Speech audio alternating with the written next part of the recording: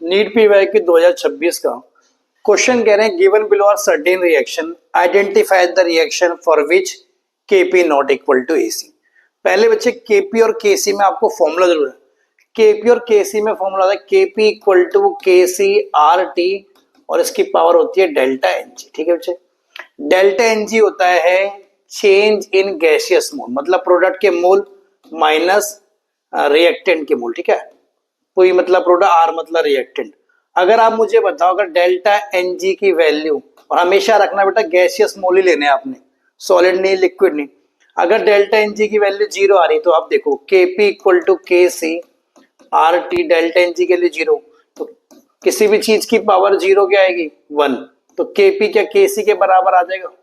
तो उसने पूछा किसका मतलब केपी नॉट इक्वल टू केसी आएगा, तो जिस ऑप्शन में डेल्टा एनजी की वैल्यू नॉट इक्वल टू 0 आएगी वही ऑप्शन में क्या होगा हमारा केपी नॉट। पहला देखते हैं, पहला है H2 gas plus I2 gas gives 2HI gas. अब देखो डेल्टा एनजी की वैल्यू चेक करो आप, यहाँ प्रोडक्ट के कितने मोल थे, 2 थे। रिएक्टेंट का देखो एक इसका हो गया एक हो गया, दोनों गैस है, 2 में से 2 गया 0, तो यहाँ तो आएगा नहीं, ये तो ऑप्शन कट गया।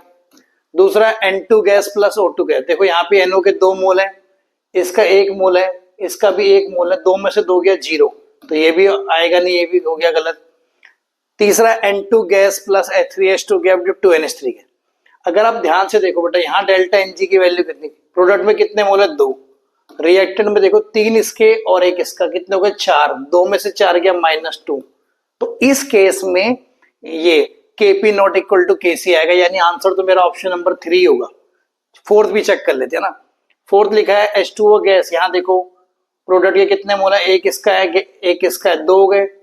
रिएक्टेंट के कितने मोल है, एक इसका और H2O गैसियस फॉर्म में, तो 1 + 1 2, तो यहाँ भी 0 आ गया। एक ही केस में ऐसा है जहां पे डेल्टा एनजी की वैल्यू नॉन जीरो आ रही है, डेल्टा एनजी नॉन जीरो आएगा तो केपी नॉट इक्वल टू केसी होगा, तो आंसर मेरे बनेगा option number 3, N2 gas plus 3H2 gas give 2NH3 gas.